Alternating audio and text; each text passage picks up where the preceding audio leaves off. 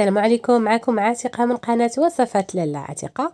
كنتمنى هذا الفيديو يلقاكم في احسن الاحوال ان شاء الله. اليوم كنقترح عليكم هذه الحلوه او دوز اتاي اقتصاديه، واللي وصفه اقتصاديه بزاف. غادي نفوتوا نشوفوا الطريقه والمكونات. كنتمنى هذا الفيديو يعجبكم. الى عجبكم ما تنسوش توصلوا لاكبر عدد من اللايكات، ولما لا تبارطاجيوه مع العائله والاحباب.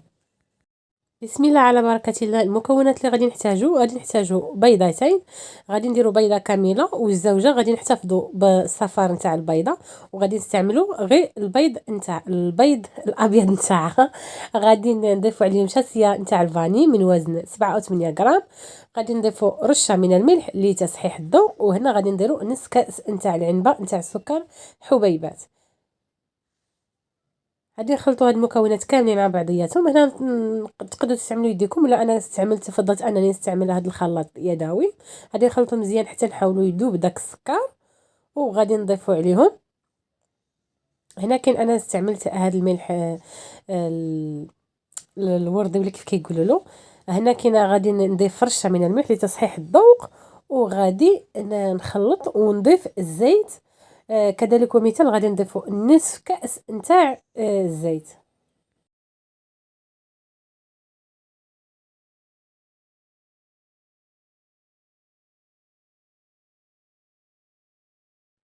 هنا من بعد ما ضفنا الزيت غادي نخلطوا هاد المكونات مزيان مع بعضياتهم حتى كيندمجوا كاع داك المكونات. انا استعملت دانون بالنكهه نتاع الفاني. تقدروا تستعملوا اي دانون او دانيت، المهم كيبقى لكم الاختيار تستعملوا، وتقدروا تستعملوا فيه حتى الربيب. المهم كيبقى لكم الاختيار اينهما تستعملوا. تقدروا تعوضوه حتى بكاس ديال الحليب، ولكن من الاحسن يعني تستعملوا كيف قلت لكم دانون ولا دانيت.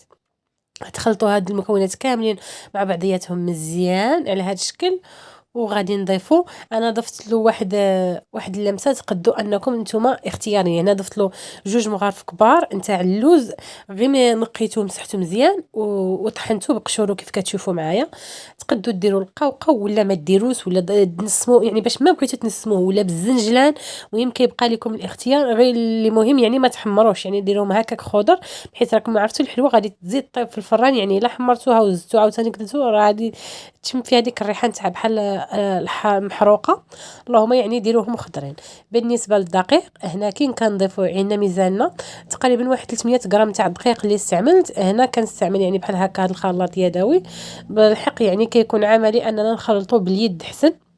هكا كنعرفوا بان شحال ديال العجينه ما خاصهاش تكون يعني قاصحه، خاصها تكون خفيفه مزيان. غادي نستعملوا اليدين ديالنا. غادي نقول لكم القوام ديالها، خاصها تبقى شويه كتلصق، وضروري اننا من نبغيو نشكلوها نديروا في يدنا الزيت. هنا غادي نضيف الدقيق، نسيت ما قلت لكمش الخماره نتاع الحلويات من وزن 8 أو 9 غرام.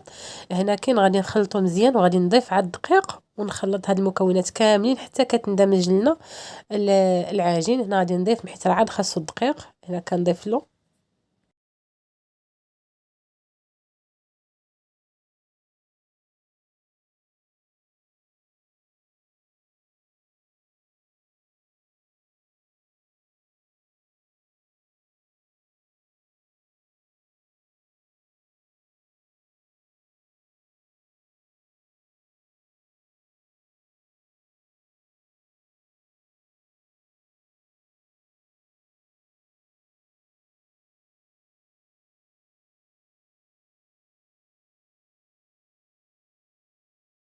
من بعد ما وصلت للقوام اللي بغيت صافي كنغطي الخليط بحال هكداك بواحد الكيس بلاستيكي، ندوز نشكل. ضروري انني كندهن يديا مزيان كيف كتشوفوا راها العجينه يعني راها رطبه مزيان. صافي كنبقاو نشكلوا.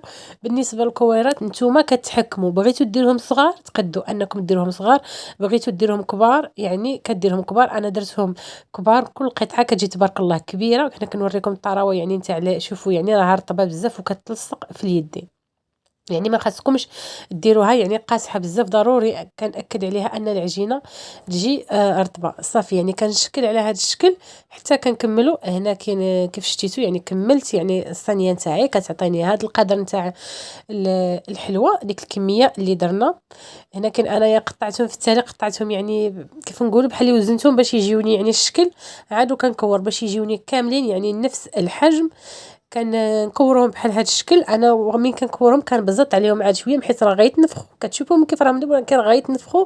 الدوبل نتاعهم في الفران الا بغيتوهم يعني ضروري بغيتوهم صغار ولا بحجم يعني صغير. انا هدرتهم بحجم كبير.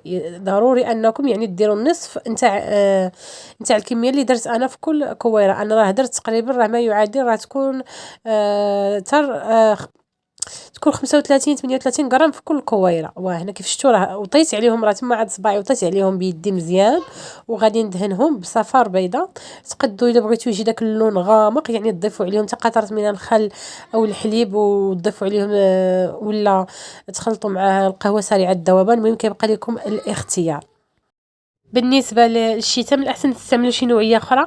هاد النوعيه اللي استعملتها الصراحه الله ما جاتنيش عمليه انا باش ندهن ليها يعني الوجه ديالها. المهم قضيت بها الغرض والسلام. ضروري كيف قلت لكم انكم تدهنوها من كاع الجوانب وحتى من التحت بحيث راه كتنفخ. يعني الا ما دهنتوهاش مزيان مع الجوانب كامله كيبقى لكم يعني ملي كتنفخ كيبقى لكم كاع التحتاني ديالو يعني مع الجناب كيبقى ابيض. مهم وبالنسبه للتزيين تقدروا تحتفظوا بها غير هكذا. يعني بالنسبه الا بغيتوا ديروها راقيه وتجي زوينه تقدروا تحطوها حتى للضياف. يعني ديروا لها الشكل اللي درت لها انا. شديت اللوز كونكاسي ولا قوقعه كونكاسي كيبقى لكم الاختيار نتوما. ولا دردروا عليها غير الزنجله من الفوق. راه كيف قلت لكم راه عطيتكم عده افكار باش تقدروا انكم تصايبوها. هنا كاين انا درت لها بحال هكذا اللوز كونكاسي خضر وصافي. يعني غادي ندخلها للفران.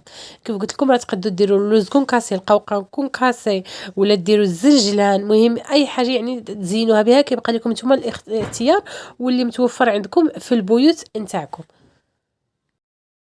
بالنسبه للطياب انا دخلتها لتحت خليتها واحد شويه تاخذ داك اللون الذهبي يعني وتجمع لها كاع داك باش يشد مزيان هذا عليه هاد اللوز كونكاسي عاد وطلعتها الفوق يعني باش طيب من التحت.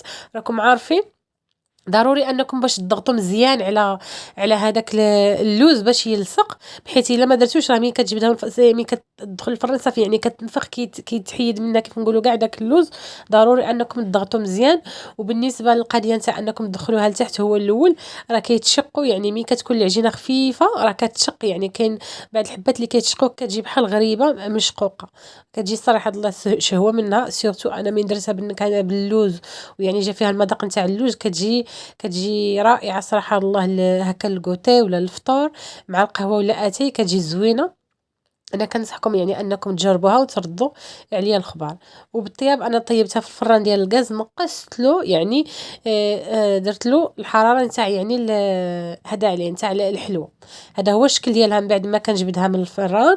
كيف كتشوفوا كيف ما قلت لكم كتحمر من التحت كيجي اللون ديالها الزوين وفي نفس الوقت كيجي اللون ديالها يعني ذهبي من الفوق. كتجي رائعه. كنتمنى ان الوصفه نتاع اليوم تعجبكم. الى عجبتكم ما تنساوش تخليو لي لايك وقولوها لي في التعاليق وبارطاجيو مع العائله والاحباب. هنا قربت لكم الصوره باش تشوفوها كتجي شهوه منها. كنتمنى تجربوها وتردوا عليا الخبر. السلام عليكم.